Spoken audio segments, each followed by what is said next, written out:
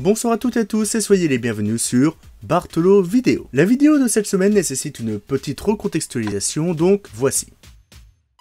La Ligue de l'enseignement organise du 15 au 22 mars la semaine départementale de la fraternité. Dans le cadre de celle-ci, le Centre de ressources régional du théâtre amateur a organisé deux projets, inspirés, un recueil de textes autour de la fraternité, écrit et dit par des membres des troupes amateurs de la région, et Fraternelle même à distance, un petit reportage au cours duquel une dizaine de troupes amateurs reviennent sur l'année écoulée et l'impact de la crise sanitaire sur leurs pratiques.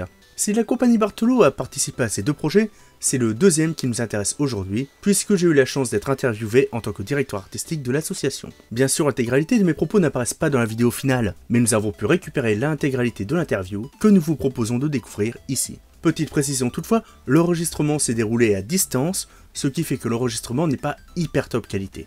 Bien sûr, je vous conseille d'aller également voir l'intégralité de la vidéo Fraternelle même à distance, qui est un peu plus longue, mais également très intéressante. Le lien se trouve en description. Enfin, dites-nous en commentaire si ce genre de format interview vous intéresse, et si vous souhaitez que nous en proposions d'autres sur la chaîne, en nous précisant pourquoi pas quelle thématique vous intéresserait. Et tant que vous y êtes, n'oubliez pas de vous abonner, cliquer sur la cloche, laisser un pouce bleu, et partager nos vidéos, ça fait toujours plaisir. Là-dessus, je vous laisse découvrir mon retour sur l'année théâtrale écoulée. Bon visionnage!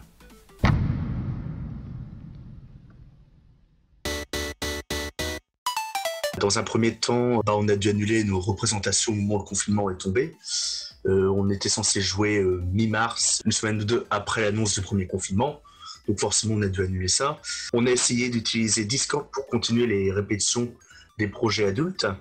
Malheureusement, ce qu'on a constaté, c'est que ça ne marchait pas forcément. Les gens n'avaient pas forcément envie, ne trouvaient pas le même plaisir à venir répéter à distance.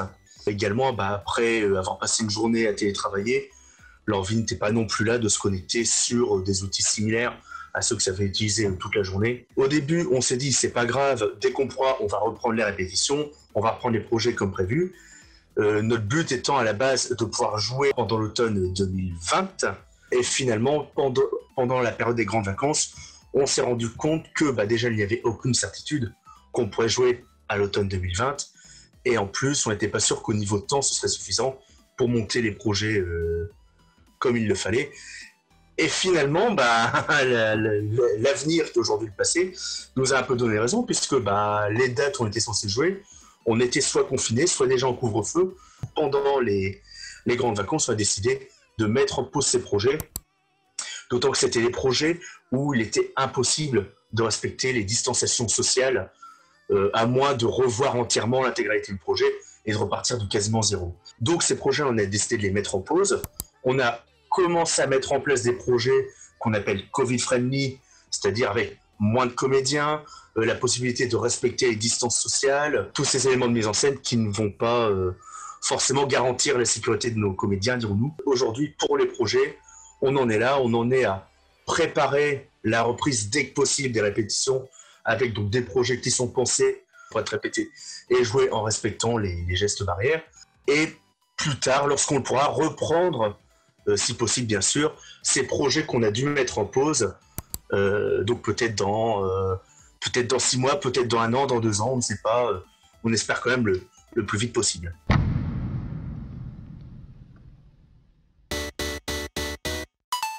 Pour ce qui est des ateliers enfants, au début on s'est dit on va attendre un petit peu, voir ce qui se passe, puis qu'on a vu effectivement que le confinement durait plus longtemps que prévu. Notre animateur a essayé de lancer des petits jeux, des petits exercices à faire qu'il envoyait directement aux élèves en leur demandant de lui renvoyer des photos, des vidéos, ce genre de choses. Et là, on s'est dit, on a vu la première fois que ça ne durait pas 2 semaines, que ça pouvait durer plus longtemps. Il ne faut pas couper le lien, il faut le garder tout de suite. Et donc, on a dans la foulée mis en place vraiment un serveur Discord accueillant avec des salons vocaux, des espaces de discussion, etc. Le but étant également que les enfants puissent quelque part aussi s'approprier cet espace. On a commencé à faire les répétitions qui habituellement étaient en présentiel, les faire en distance, animées par notre animateur qui a donc du coup également se réinventer, trouver des nouvelles façons de faire, des nouveaux jeux, voilà.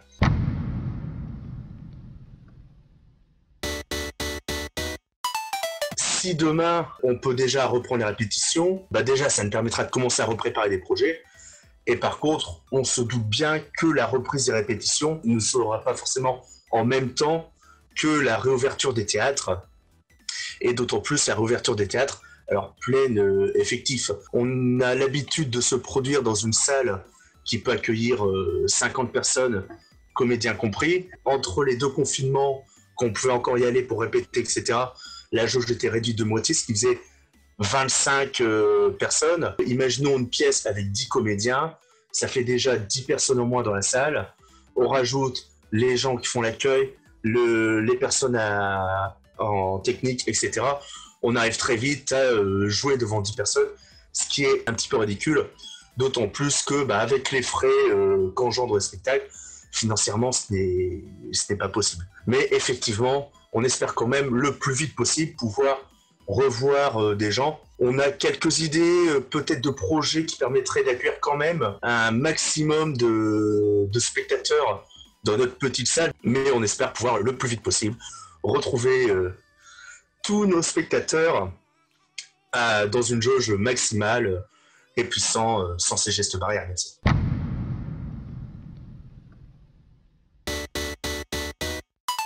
On a eu cette chance de tomber pile poil dans le créneau où justement c'était possible de pouvoir réaccueillir le public. C'était au Cursal DN, qui est donc une salle beaucoup plus grande, même à demi-jauge. Je pense qu'on doit être pas loin d'une centaine de spectateurs, donc ça reste faisable. L'autre chance qu'on a eue, c'est que déjà c'était une pièce où il n'y avait pas forcément de rapprochement. De base, la pièce permettait de respecter les gestes barrières, et en plus, le plateau était un plateau très grand, très espacé, qui faisait bien 2-3 fois la taille de notre scène habituelle.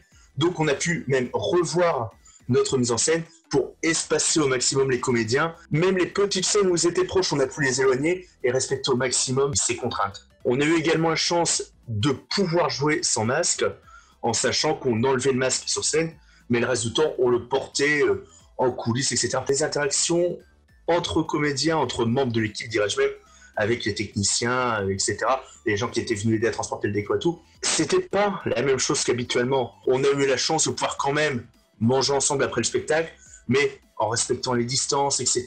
Le fait de se retrouver a compensé les contraintes qu'il y avait. Aujourd'hui même, le fait d'avoir été reconfiné, aujourd'hui de ne plus pouvoir répéter et tout, me fait encore plus me rendre compte de cette chance qu'on a eue, de pouvoir à un moment de se retrouver, de pouvoir faire cette pause, retrouver les gens, etc. Même s'il y a des contraintes, on ne peut plus se serrer dans les bras à la fin des représentations, on ne peut plus trinquer ou de très loin, c'est plus difficile de manger ensemble, on ne peut plus aller au resto à la fin des représentations, etc. Mais je pense que rien que le fait de pouvoir être ensemble pour partager un moment, que ce soit sur scène ou en dehors, pour préparer, ou après pour souffler, déjà rien que ça, c'est une grande bouffée d'air pur, je dirais.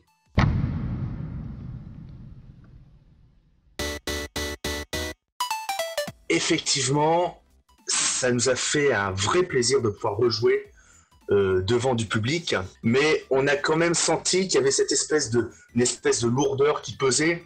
Les spectateurs qui qui étaient plus espacés, moins nombreux, qui avaient un masque, etc. On a senti que ça faisait quand même un frein aux réactions. On sent que il y a toujours ce rappel peut-être des conditions de par les limites, porter un masque, etc. Ça permet pas aux spectateurs de se dire c'est bon, je peux oublier tout le reste. C'est aussi moins facile de rire avec un masque. Effectivement, on a constaté moins de réactions du public, etc. Mais à côté de ça, les retours qu'on a eus étaient aussi positifs que les autres fois. Donc quelque part, ça fait quand même vachement plaisir de pouvoir retrouver le public, même dans des conditions particulières.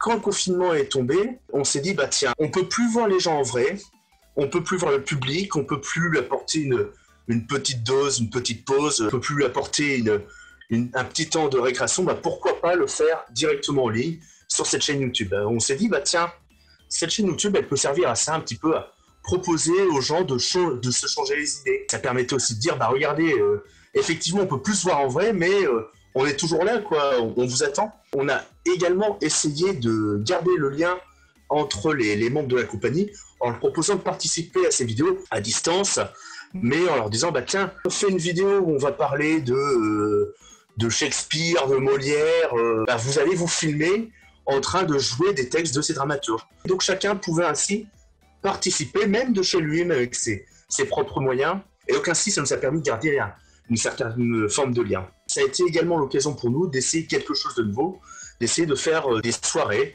où on se retrouvait en live, donc soit on passait une soirée entière à proposer au public de redécouvrir ou de découvrir des sketchs de la compagnie. On leur a également projeté une pièce qui était libre de droit intégralement avec après un petit temps d'échange où le public pouvait poser des questions, comment s'était passée la mise en scène, comment ça s'était passé la mise en place, etc. Également des soirées où on se réunissait à plusieurs. En juillet, on a pu le faire en vrai. Après, avec le confinement, on se réunissait à plusieurs par écran interposé. Donc, on faisait des jeux, on racontait des choses, des anecdotes, des choses comme ça. Et donc, un peu quelque part, même si ça n'équivaut pas les représentations, bah, quelque part, proposer au public une espèce d'alternative de temps en temps, le samedi soir. Bah, ok, vous ne pouvez pas venir au théâtre, vous ne pouvez pas venir nous voir, bah, venez nous voir sur YouTube et puis on va passer une bonne soirée ensemble.